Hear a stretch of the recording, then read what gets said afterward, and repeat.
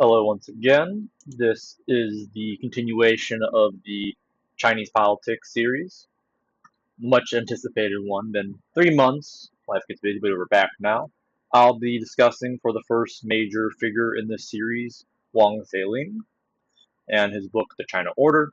I had the pleasure of studying under Professor Wang for 4 years at Georgia Tech. We probably spoke multiple hundred hours one-on-one, going back and forth with the series. We met the very first semester, probably the second month I met him. I was talking about 4 hours a week at that point. I've come and go with believing this theory and contesting him. We have many, many discussions where I test his theory to him. But in the end, I've come to largely agree with most of his theory. And I'm working on a statistical project that I'd say strongly validates his theory. I'll be releasing that in a couple of months once I finish it. I was thinking about the best way to present his theories because it's made up in 3 books and 1 major paper. And I thought the best way to go about this is just for me to verbally annotate what I consider the major passages in his work, The China Order. We'll go into the contentious part of him, his innovations, his beliefs, and so on and so forth. And we'll get right into it. So it's called The China Order, Centralia, World Empire, and the Nature of Chinese Power. Wang Fei-ling was written by like 2016, 2019, I think 2016, 2017, and in between. So what I've essentially done is I've highlighted the sections I want to discuss and talk about them there. I'll break them down. We'll go through the full book today, not the full book, but the parts I care to speak about. I'll read off the highlighted parts, annotate them, so on and so forth. So, reading this highlighted part here. A quick snapshot that illustrates the many paradoxes and topsy-turvies in the People's Republic of China, the PRC. The Chinese economy is measured by GDP, jumped from the world's number 10 in 1990 to number 2 in 2012, and is projected to soon replace the American economy that has been the world's largest since 1880s. China also has the world's largest population and second largest military budget, which has been growing much faster than its economy. Yet the PRC appears to act with a strong and increasing sense of insecurity and discontent, craving ever more power and control at home and abroad. Still a typical developing country by per capita GDP and Human Development Index, China showers money all over the globe to cultivate its image and influence, pledging 1.4 trillion in 2012 to 2015 alone, 100 times more than the Marshall Plan in today's dollars. Yet China is disliked widely by the people in the West, the US, the European Union, Japan, and in places from Brazil, Egypt, India, Israel, Jordan, Philippines, and Turkey to Vietnam. Beijing has long vowed to never be a bullying hegemon and promised to always protect international rule of law, fairness, and justice, and to build a new, better world order. Yet, when faced with an international legal verdict that favored its small and weak neighbors over maritime disputes for the first time, the PRC behaved just like any other stereotypical hegemonic great power. So as he introduces this, because in the context that Wang Fei-ling has been writing over the years, especially before 2008, people have been incredibly optimistic about the chance for liberalization within China. He's one of the few very early voices that pushed back against the idea that China is going to magically liberalize, but rather thought we should be wary of China, preparing them. And in his third book, which we'll get to at some point, he thinks we should actively use the power that the West has to create the external conditions that give the people of China the best chance of moving towards liberalization of the country. And one thing he doesn't explicitly do in this work, but touch on in the later work, is that we need to separate the idea of the Chinese people, the Chinese state, and the Chinese nation. And we'll get to this in the book.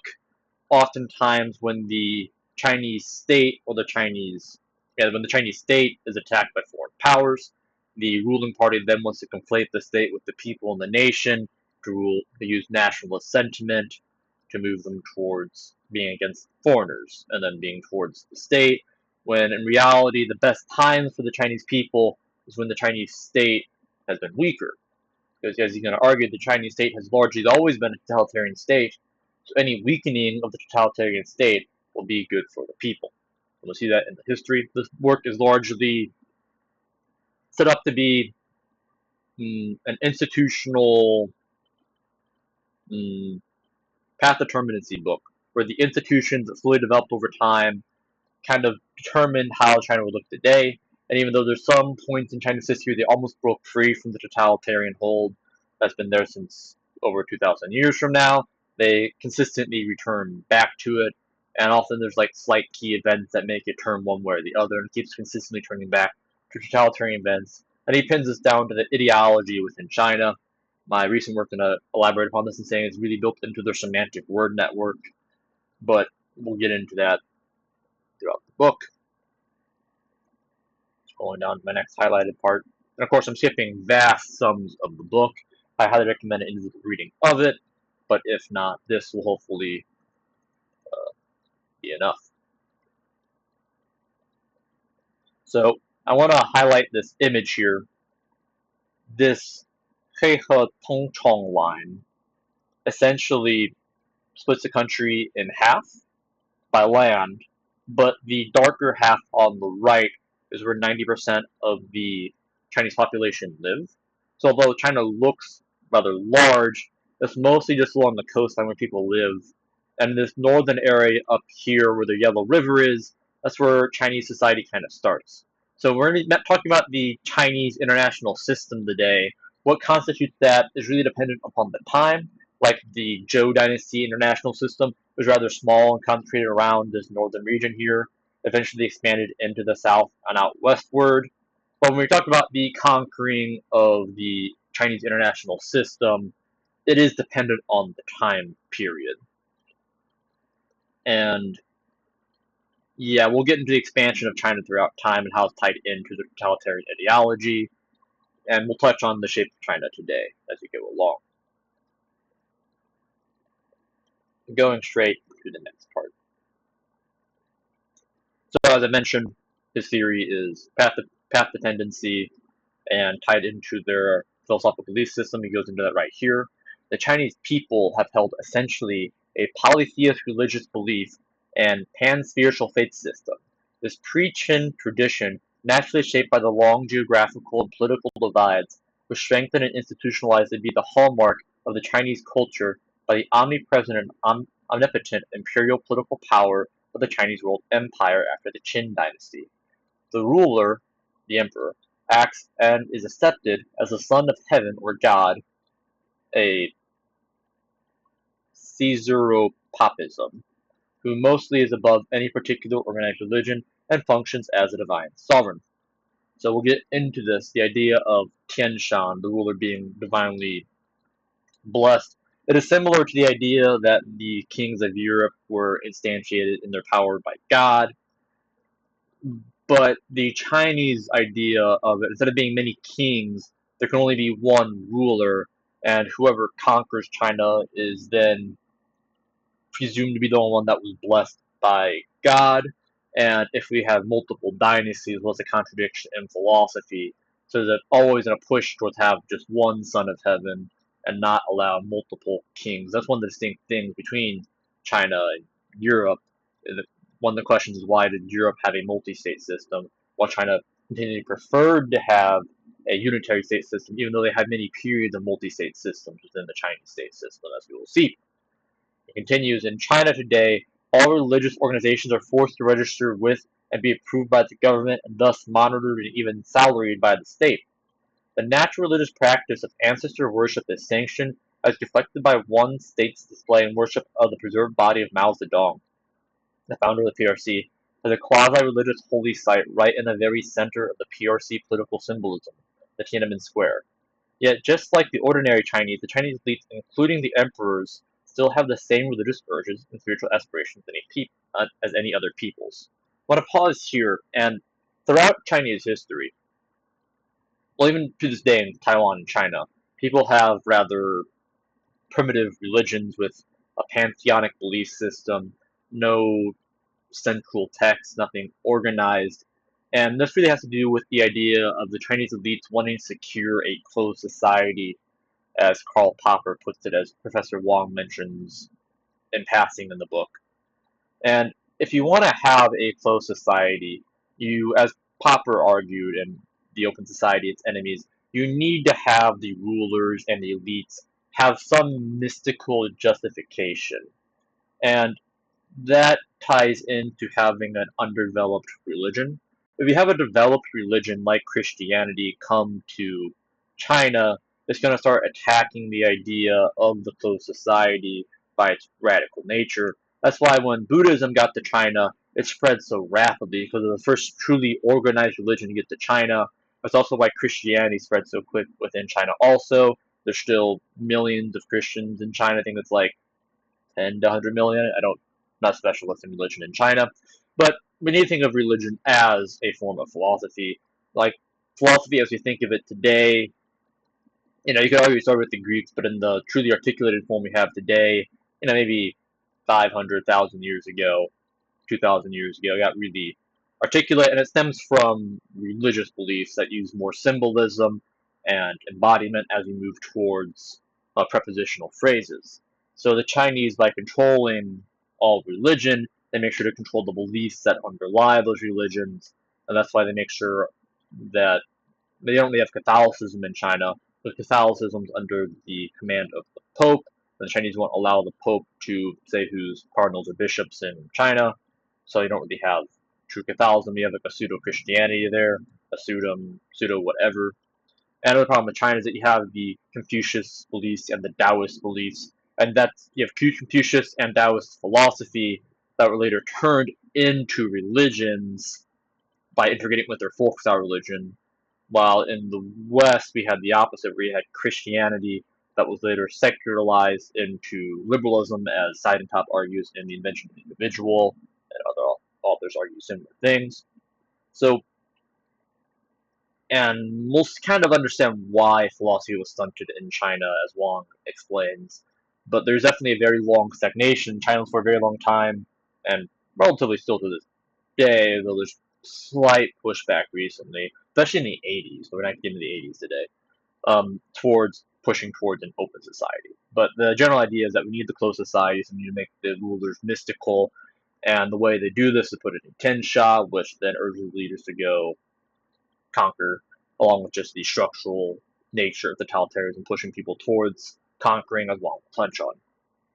So continuing, the elites have the inferior order as everybody else, and history steps in both as a substitute and a euphemism of the politically suppressed or displaced superior spiritual power or authority that records, judges, rewards, and punishes human behavior perpetually and eternally to explain the past and give meaning to life.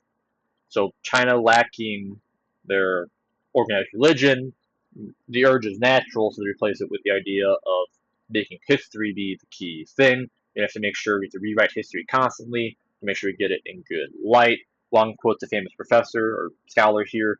To us Chinese, concluded the Chinese historian, history is our religion, and in other countries, what is provided by religion is provided to us here by history. When other people ask for help from religion, we only have history. On our spiritual map, there is no last judgment, but the judgment of history. We do not believe there is a fair God above our heads, but believe in a fair history. So totalitarian governments always want to systematically and meticulously rewrite history to bury the facts with lies. Well, think of it this way. We have the Old Testament and the New Testament in the West, among other texts, like Thucydides and that. And they all, in part, are histories. Like the Gospel of John and Thucydides are very good historical works. But they're not just history, they also have an underlying moral message. Well, if we look at the Confucian classics, like we'll get into it, but the Confucian classics are half philosophy, but the other half is just historical stories and poems and songs. And these are the common foundation of the Chinese people in this early period and to this day. And it's essentially history. And history are stories, and stories have moral meanings. So by the sake of controlling the stories people tell themselves, they control the message. They're kind of locked in that prepositional phase of philosophy where they mostly rely upon stories for their moral meanings. And that's what I'm studying right now. And they have a lot of four-letter phrases, and all their phrases come directly from stories. We have stuff like shoot fish in a barrel in English, but the overwhelming majority of their phrases, they're very poetic, they're very formalized structure to how they make phrases in Chinese. They essentially all come from stories, and the stories are given the blessing by the state. So of course they're all going to favor the state. So you're trapped in a semantic network of stories that all favor the state, and this is done intentionally over the course of 2,000 years. And that essentially what Wang argues, that we have this feedback loop of keeping people in this ideology that promotes a closed society, that promotes totalitarian government, that promotes having one ruler that should rule the world. And this just keeps repeating itself across time. And when China does have a lucky break, this ideology comes back in because they're trapped in their semantic network and they're trapped in their stories. It pulls them right back into totalitarian government over and over again. And he argues that we see the totalitarian government improve itself across time, and in the CCP, we see it improve itself further. Wang doesn't focus on what we call authoritarian resilience in the modern sense, but this is essentially just another reiteration of developments from the Qin to the Han to the Tang to the Ming, and how they keep improving the stability of totalitarian government. Like many people thought after 1990, oh, the CCP will inevitably collapse, but it just underestimates the resilience and the adaptation ability of the CCP that we will cover in subsequent videos. Moving on.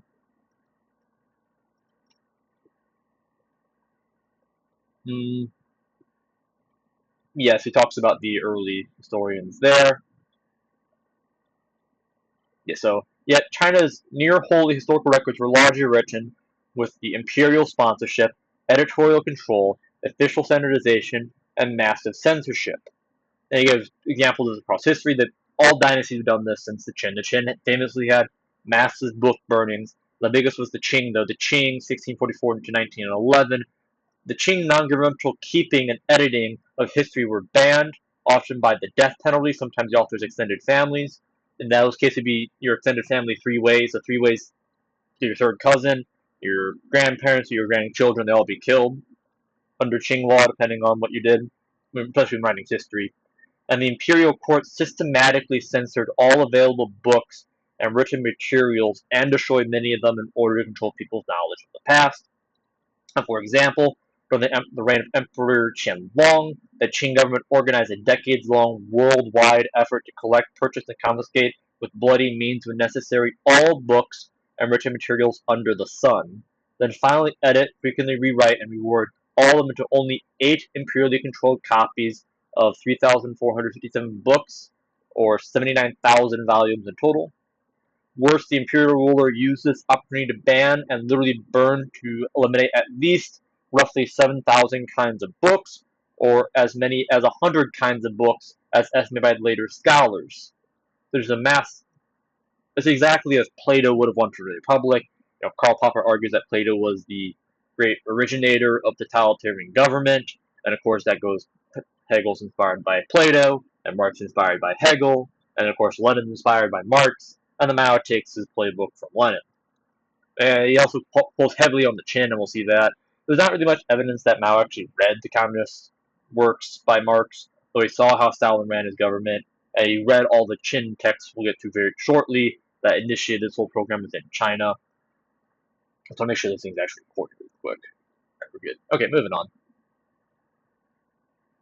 Yes, book boardings, controlled history. This is how the institutional path dependency continues.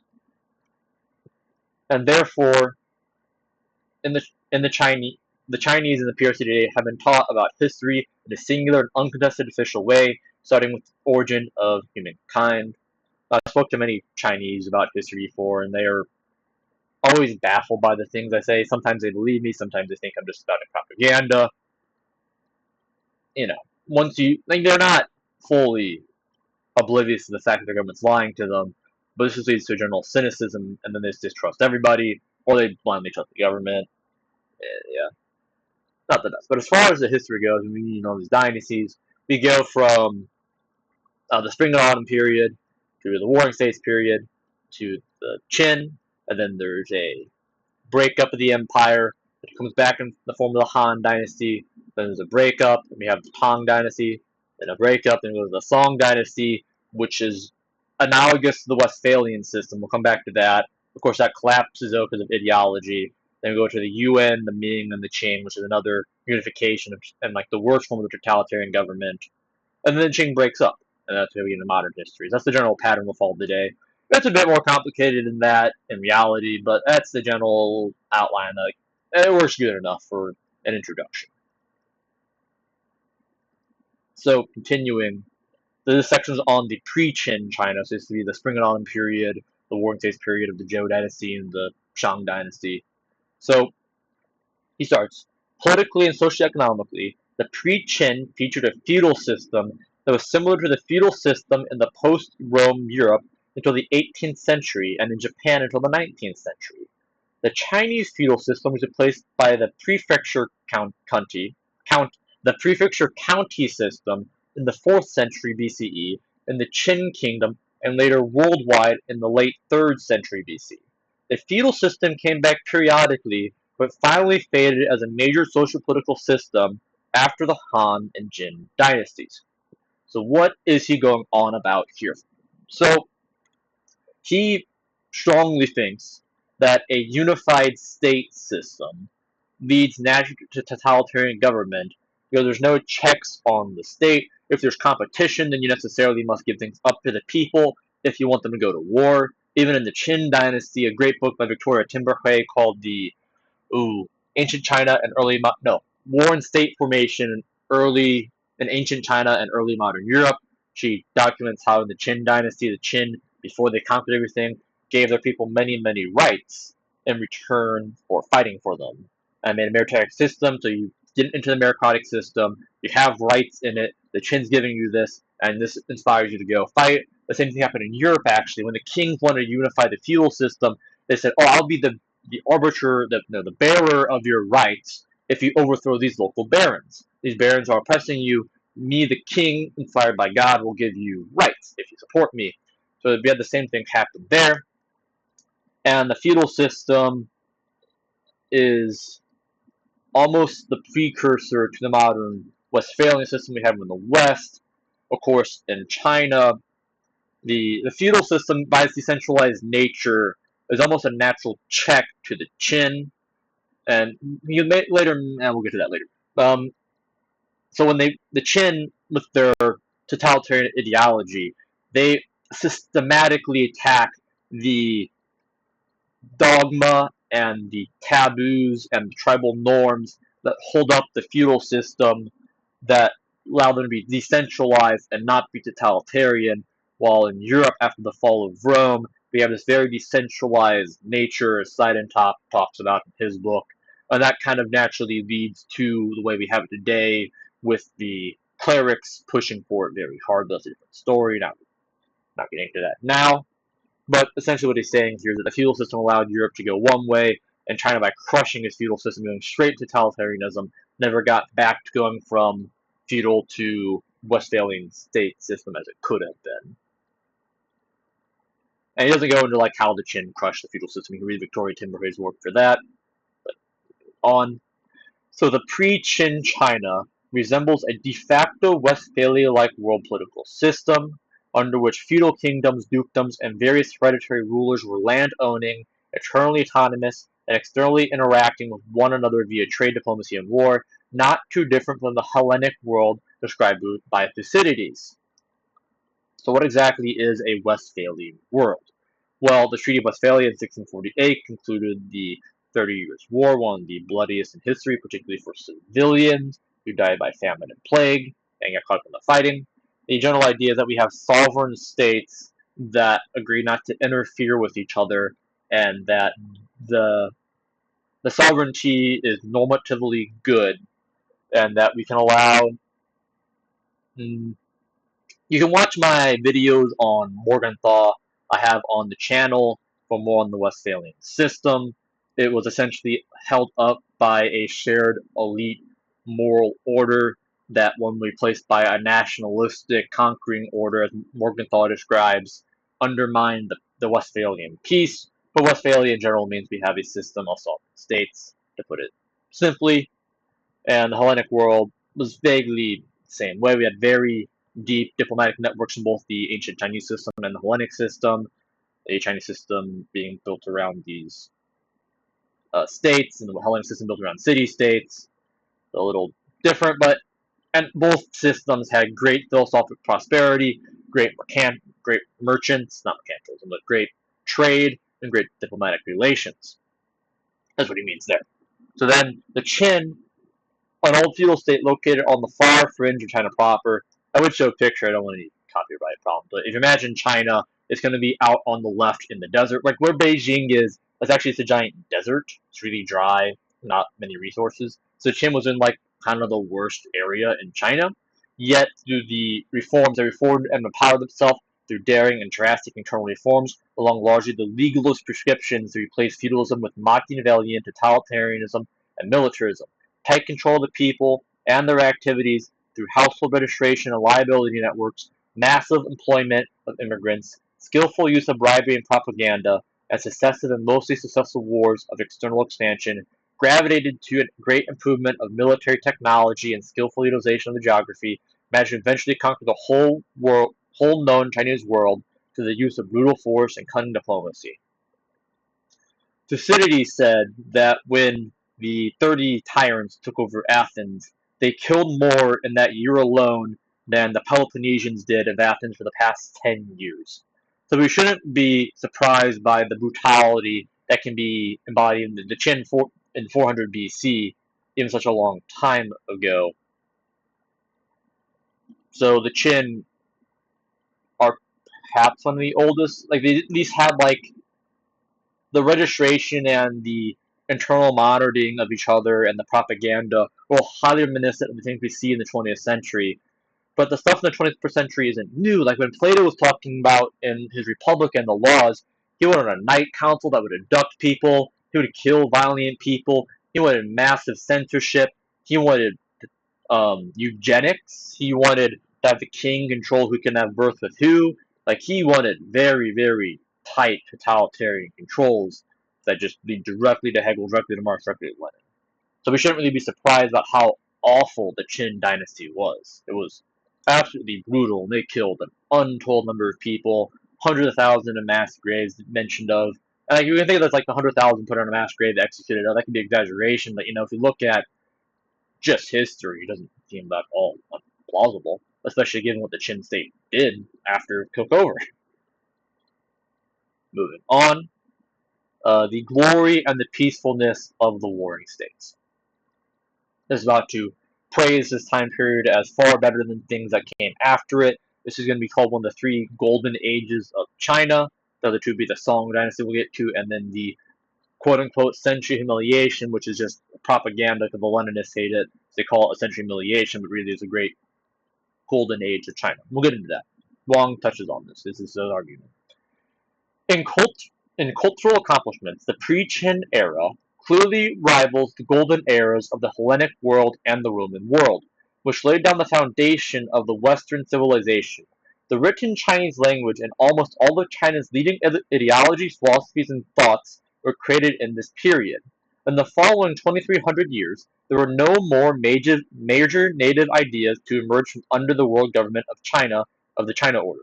Basically, all new ideas were to be imported, such as Buddhism, Islam, Christianity, Marxism, Leninism, national capitalism, democracy, and modern sciences, or offshoots of those 100 schools, such as works as Dushi and Wang Yangming.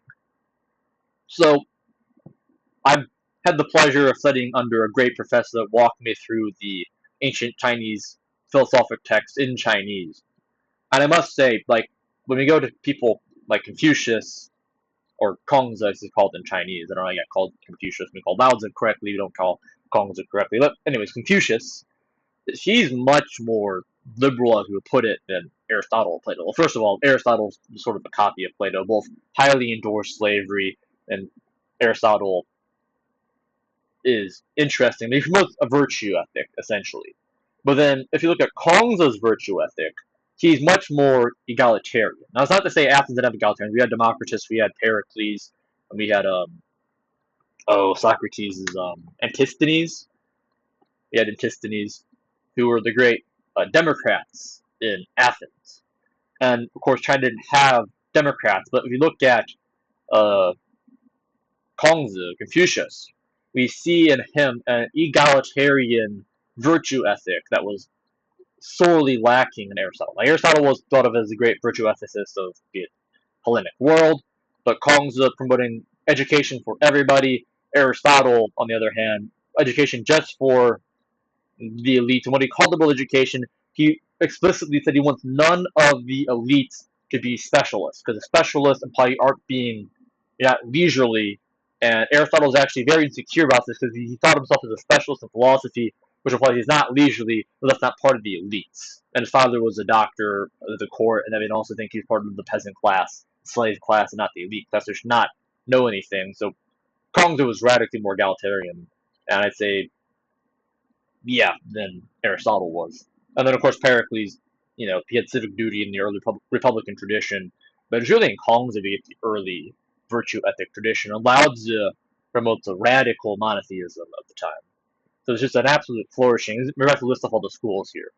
But I, in many ways, prefer the Chinese tradition at this time to the Greek one, even though I'm a great fan of both. It's just the Chinese got cut off at their feet here by the chin. And we'll see that in a second. The profoundly influential legalism or legalist school of sociopolitical thought and policies was formed and practiced by Li Kuei, Shang Yang, Xunzi, Han Fei, and Li Si. The Confucianism or Confucian school of sociopolitical thought and policies also emerged during this period with Confucius and Mencius as its two leading scholars. Xunzi is regarded as Xunzi is regarded as the key figure to both the legalist and Confucianism. In fact, Xunzi's ideas on statecraft and the ways to achieve great people-centered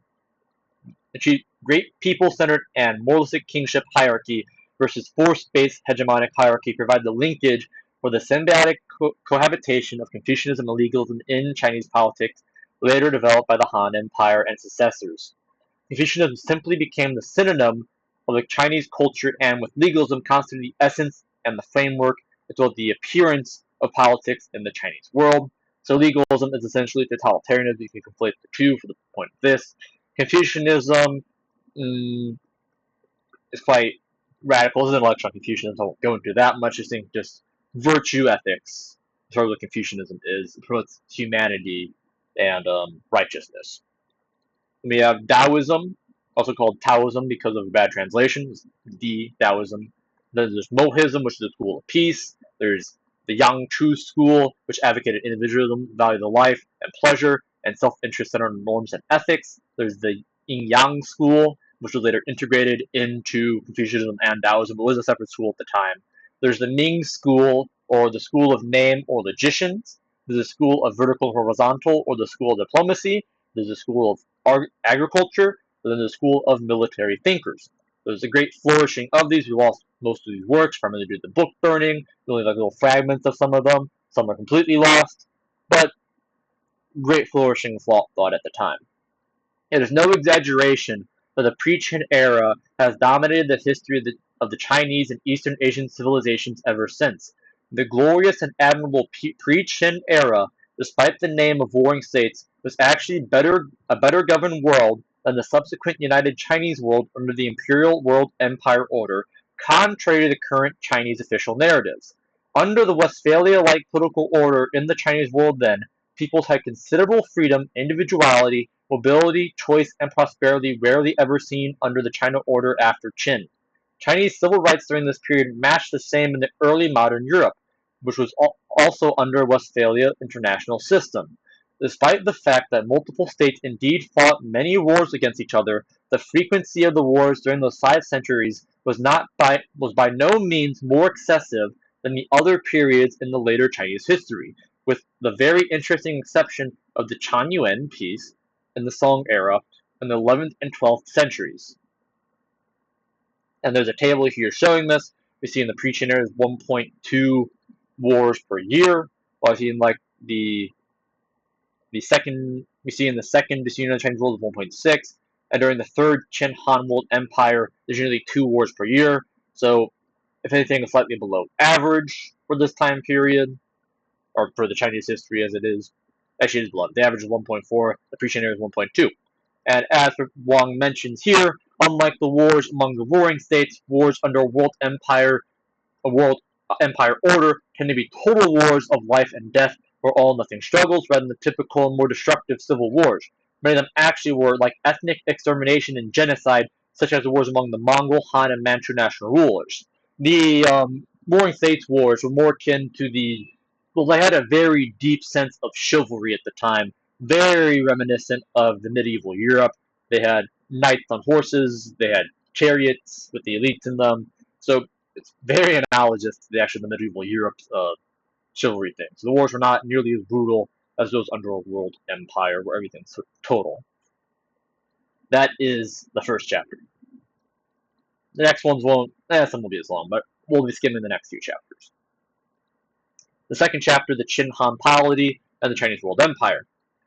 The China Order had governed the bulk of Eastern Eurasia from the 3rd century BC to the mid-19th century, albeit with some profound gaps and pauses, chiefly the Song era, the 10th to the 13th centuries. The China Order was first created by the Qin Empire that only lasted a couple years, went from 221 to 207, but then soon reconstructed and legitimized by the two Han empires. It was further improved, internalized, and perfected by the Sui Tang empires, and peaked in thoroughness, rigidity, and power by the Yuan Ming Qing Empire. That's the general outline. We'll get into it right now. This chapter is going to see how the Qin governed, how the Han improved, how the Tang improved, so on and so forth, making it more stable. By improved, I do not mean it got better for the people. It means that it got more stable, which is admittedly much, much worse for the people. And we'll see the collapse of Chinese civilization under the Song, and just a totalitarian mess after the Song. And the original Chinese culture is essentially dead with the Song, as we'll see. And as we see the order develop across time, we'll see how the Qing directly leads into the CCP. Like, remember, the Qing dynasty fell in 1911, and we had the CCP in 1949. And in 1927, we had another Leninist government ruled by the KMT. So we only had that 1912 to 1927 respite from the totalitarian government. It went straight from the Qing to the CCP. It's not like we should think of the dynasties as like a separate thing from the CCP. It was right before the CCP, and the CCP, the people that the people that created the CCP lived under the Qing. Like, they're very directly connected. And saying there's no connection at all is just kind of absurd. And we're going to get into that connection right now and see how one leads directly to the other. The Qin polity that united the Chinese world in the 3rd century BC fitted the description of totalitarianism in which the ruler, a hereditary tyrant with a strong state apparatus, had all the power and used it to seek a centralized, direct, and ultimate authority on everything and everyone's public and private life. I'm skimming this passage here. You can read it on your own. I recommend the read. But in the Chinese world, just like everywhere, just like elsewhere, the best enemy for a totalitarian regime has historically always been the kind of external one that's easily identified, those who are not us, hence war in conflict with, war against, and conquest, either because they are threats, lesser barbarians, or simply wasting land and resources that could be better used by us for worthier causes. And this is kind of part of the Chinese ideology that led them to expand. Those had the ironic twist of right. This is the twist. We'll get to the ironic twist soon. I'm not going to go out of order. So we're talking about the Qin polity here. The Qin was, of course, one that conquered all the states in the warring states through duplicity, murder, bribery, etc.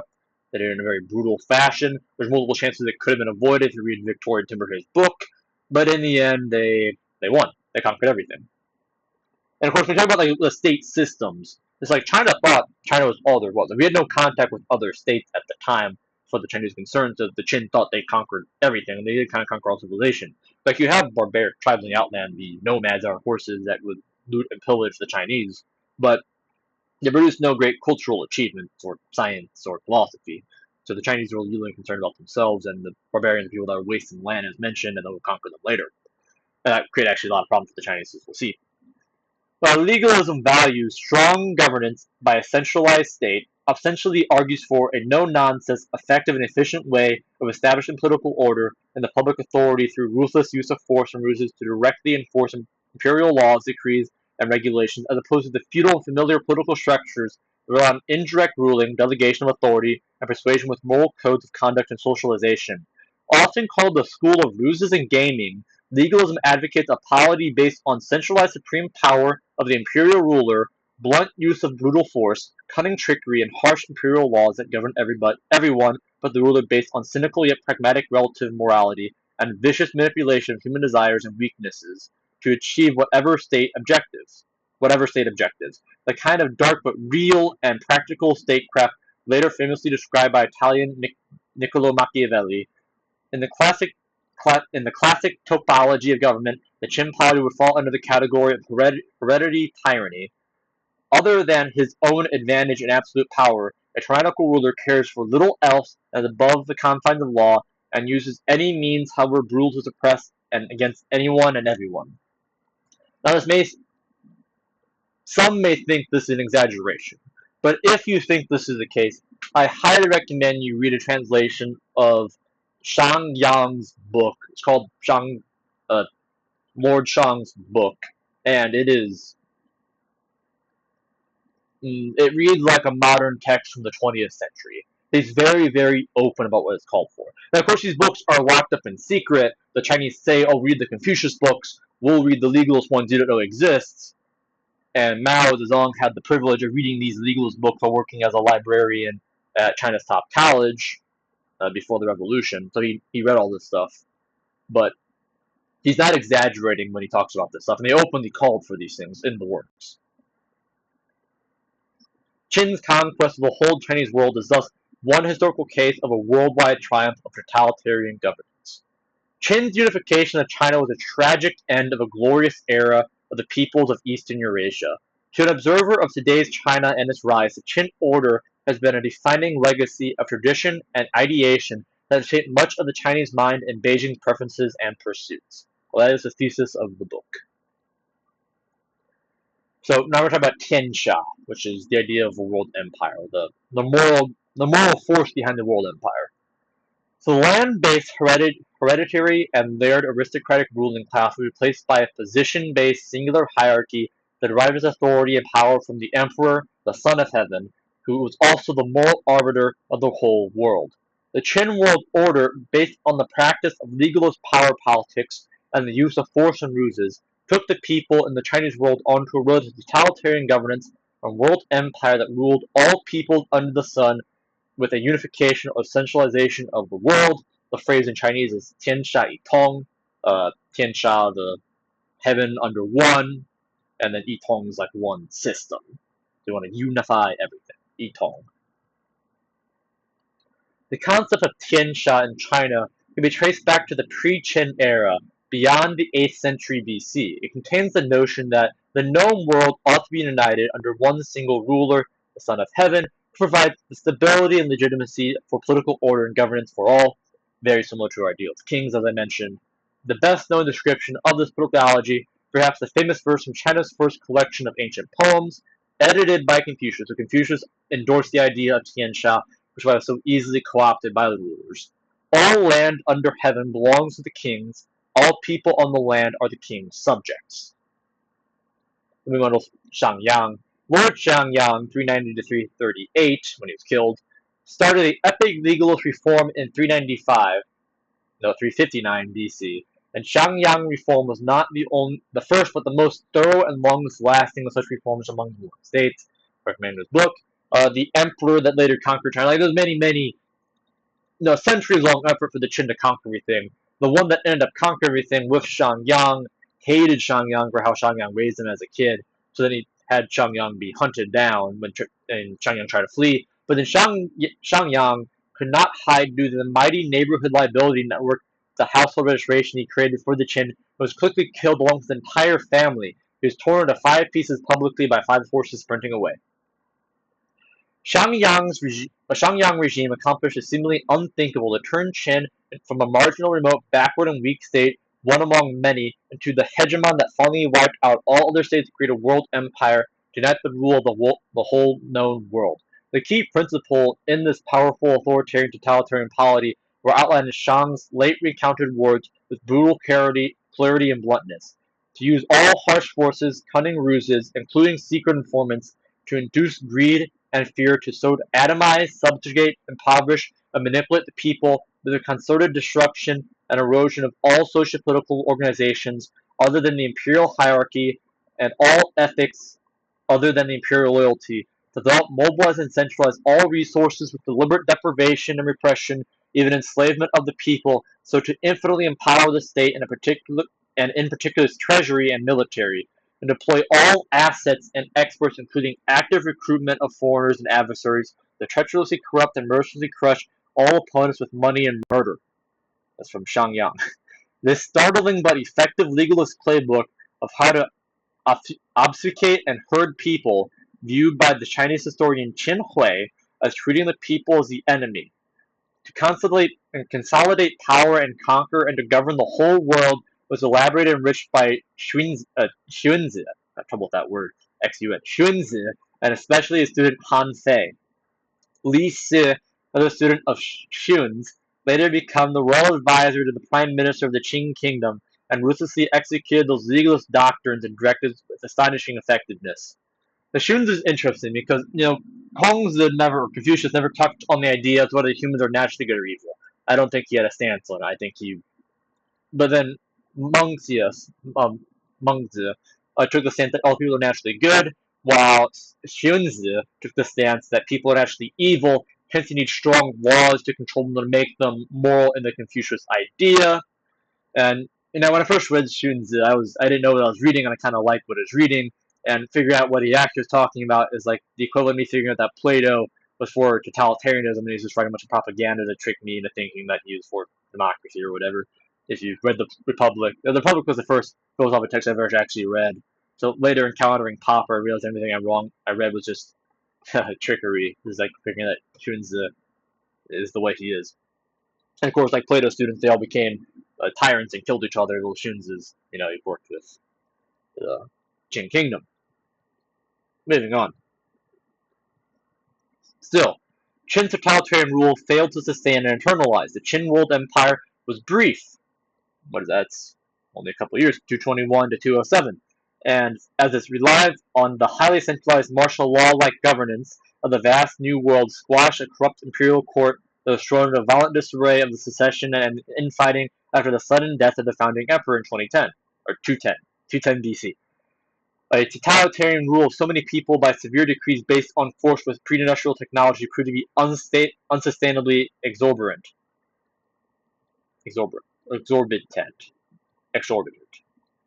A brief but intense and unimaginably destructive rebellion and the Civil War ensured to physically exterminate the centuries-old Qin royal family and most clans of the Qin ruling elites. So nobody in China now has the last name Qin because they were all killed, from babies to the adults. They all were slaughtered, like 100,000 that was killed. All the Qin died. And every time there's a dynasty falls, mass deaths, sometimes up to 2/3 of the entire population will die in the ensuing famine and civil war after a dynasty falls, as you'll see. So the Qin royal family all being executed, the 100,000 of them, it's just part of the course. It's normal for the Chinese. And we'll see that in the graph soon of the population. It's a very terrifying graph to see the population spike up and down so rapidly. The first ever Chinese tin-shoveled empire ordered ended in total devastation for its rulers and the peoples under it. This is a powerful lesson, however. This powerful lesson, however, has been largely forgotten or papered over in China. So moving on to Qin Han polity. The talented warrior general and tragic hero Xiang Yu, the hegemon of the king of Chu, one of the places that the Qin conquered. Chu was one of the last places the Qin conquered. It might have been the last place that the Qin beat, and the Qin almost lost to. Attempted to restore the pre-Qin, quasi-Westphalian feudal world political order of international relations by forcefully recreating the system of feudal states under one hegemonic king of kings after the Qin fell. Shang crushed many ambitious wannabe rulers and pacified the post-Qin Chinese world briefly by utilizing successful Qin-style tactics on the battlefield, but did not follow the inner logic of the legalist polity to unite the whole known world as an imperial ruler. Instead, he united his allies, often also his competitors, to head several autonomous kingdoms and help a moralistic code of conduct based on a gentleman's agreement to secure a new pre-Qin good old world order based on his Chu kingdom or Chu-led coalition army as the international police and rule enforcer. A feudal or confederation and less tyrannical political order was devised as the answer to rule the post-Qin Chinese world, like in the same way that Caesar brought in these enemies of the Civil War, or that Napoleon appointed his marshals to places that he should not have done. This all dramatically backfired.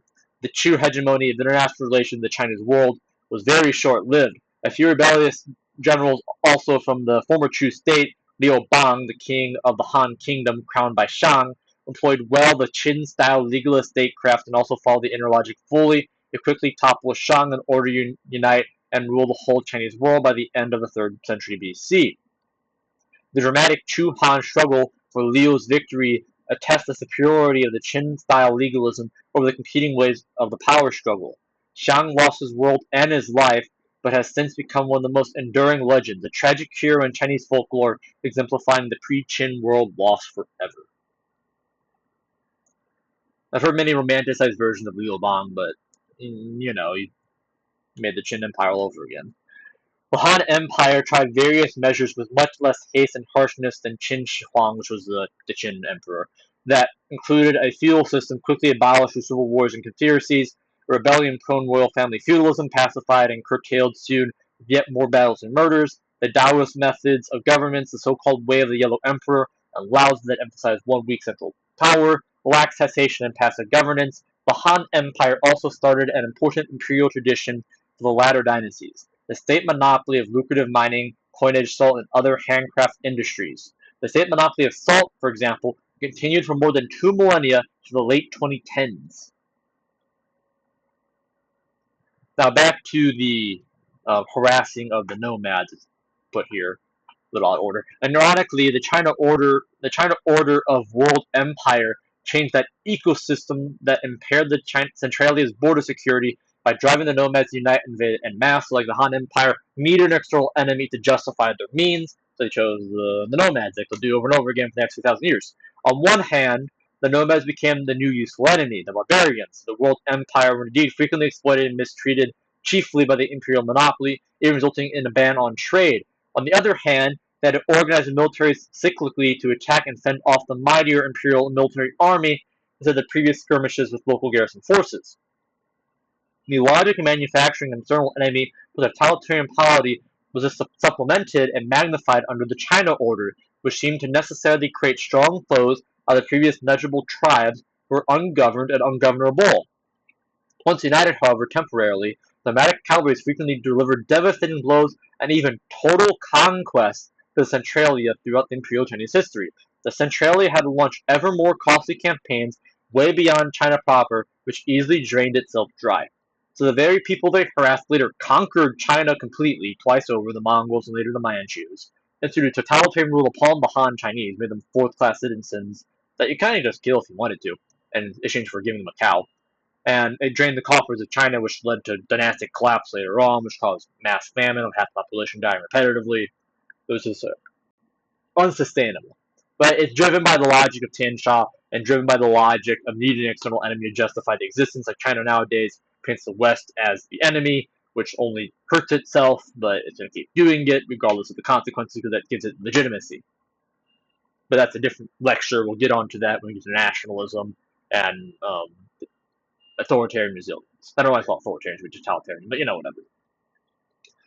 Finally, by the long reign of Emperor Han Wudi, a lasting solution was found to address the Qin puzzle. Han Wudi is very famous in China. Everybody knows who he is, famous name, think he's great.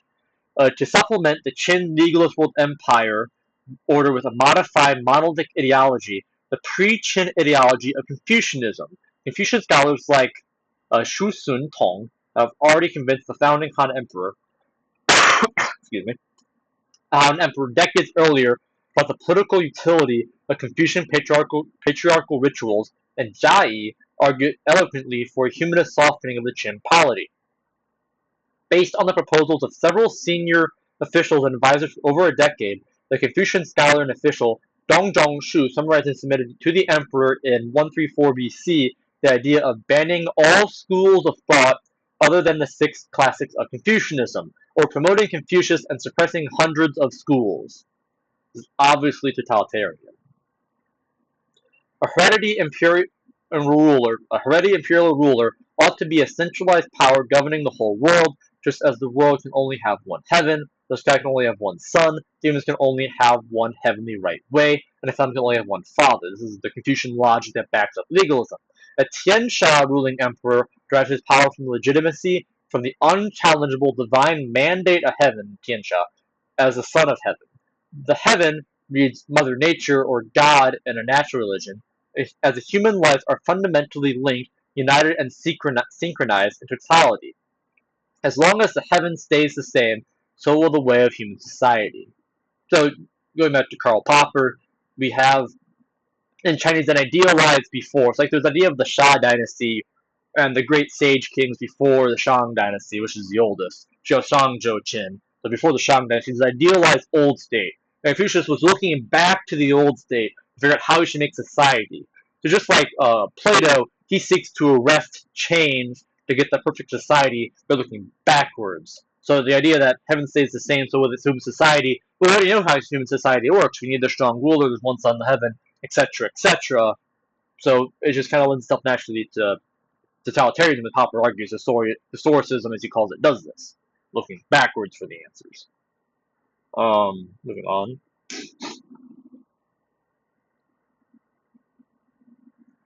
The Qin Han world rulers have to constantly expand or keep or assume away external world at great cost. The Qin Empire indeed quickly became the expansionist imperial power, especially when it was strong and felt so when it had probable reasons for fighting external enemies. As mentioned, they need to keep fighting. That's the logic there. Move on. Take on that. And here Wang talks about why the West diverged from Rome and why the Chinese keep coming back to a centralized order. This is where he states his thesis. Something I read it because I'm not putting his own words. An exhaustive and definitive answer to ascertain fully the causes of this great East-West divergence in the 6th century is beyond the scope of this book. However, a quick answer seems to include the divergent internal social-political structure, traditions, ideations of the post-Han Chinese world order and the post-Roman Mediterranean European world, respectively. Excuse me. There were many key differences despite the many similarities between the Roman Empire and the Qin Han Empire to begin with.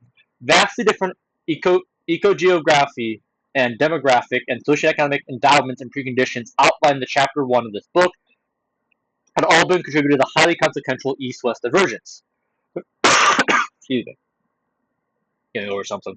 There's a similar political, legal, and religious origin and tradition of differing internal structures of the two world empire orders, as well as their varied degrees of internal integration unity, seem to be crucial in their very different staying power and chance of recurrence. For one thing, the post-Roman Europe had constantly intertwined domestic international politics due to feudalism and external invasions.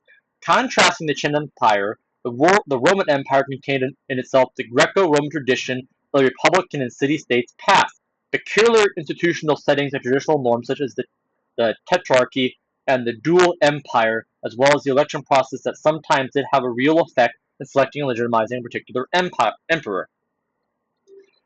Very different from the natural religion of the state-controlled faith of heaven and earth and ancestor worship in the Chinese world, the Mediterranean world had a long tradition of autonomous, well-theorized, elaborate,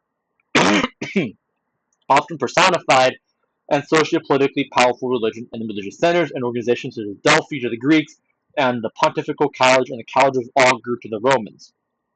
The independence and power of the Christian Church and the Papal State were even more pronounced.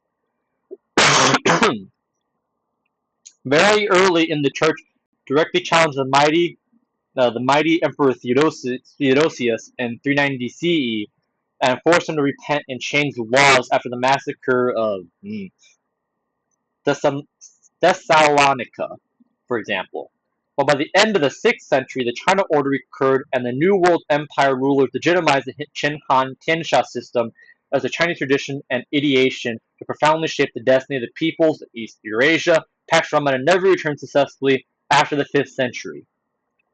That is the main argument of the book, and those paragraphs right there, and his main idea. I think he argues successfully, and yeah, we're going to keep expanding upon this. We'll see how the China order, as he calls it, was built up after the Han and into the modern day. Here we go. The evolution and refinement of the China order. I highly recommend reading all of this. I'm not going to read it to you. I'm going to give you some key parts and we'll have discussion about it. But I highly recommend the read. It's really a short book. It's only 200 pages.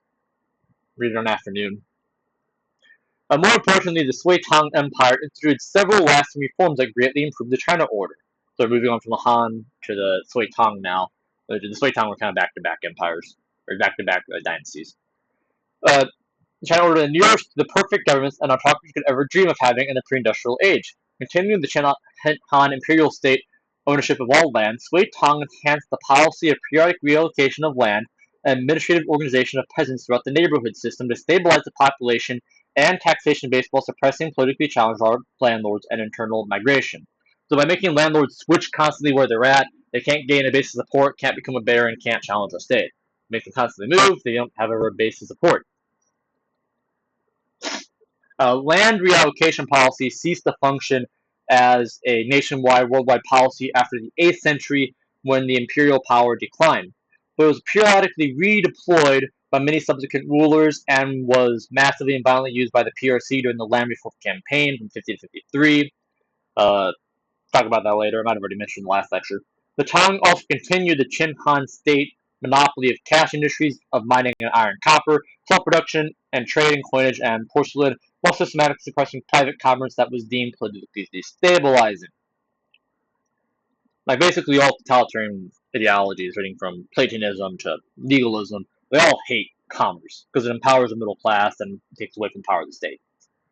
Sui Tang rulers completed the formalization and industrialization of the imperial bureaucracy to consolidate the centralized and absolute rule of the emperor and his inner circle and inner court.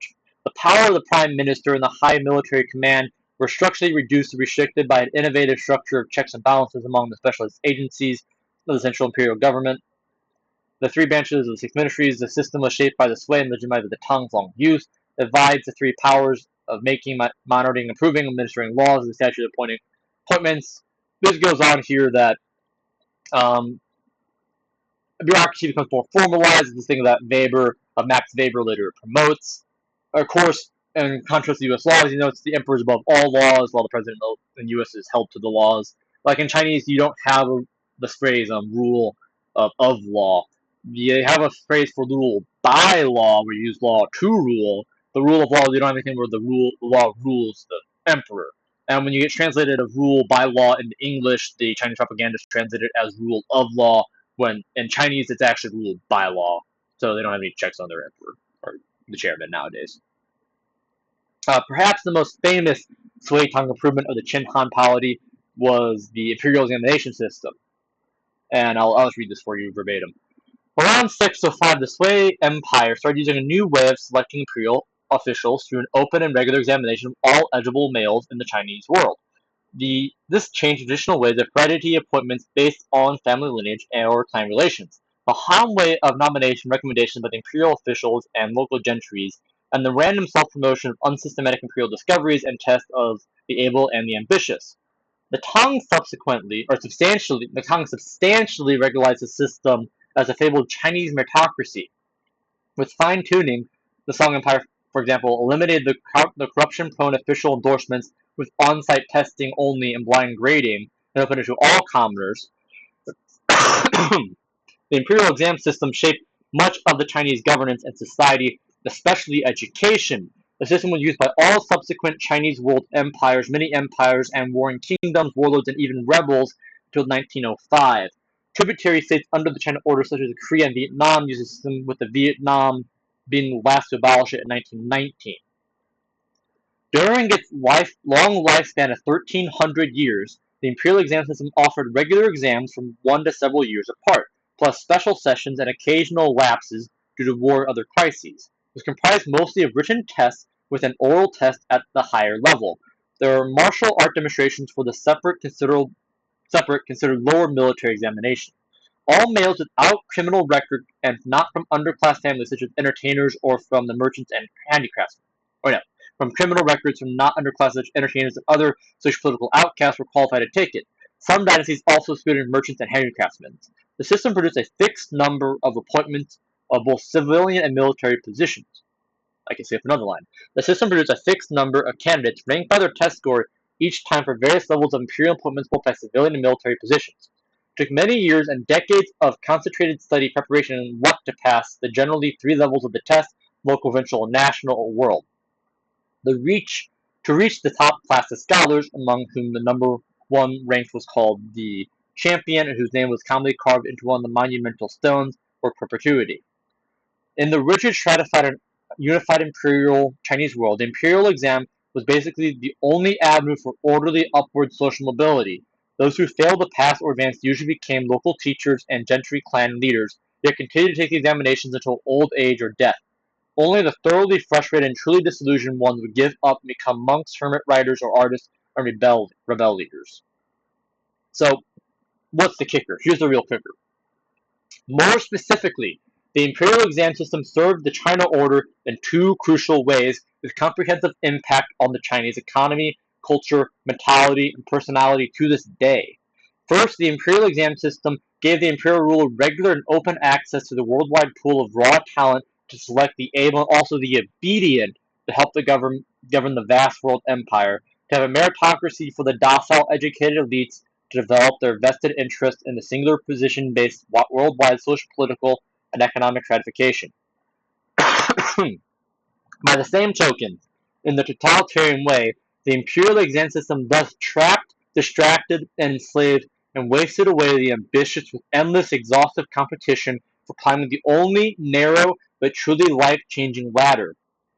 Otherwise, the countless able and ambitious in society that were highly repressive, singularly controlled, and rigidly hierarchical might become destabilizing to developing new and deviant ideas and pursuits, and even simply rebellious to the centralized imperial court.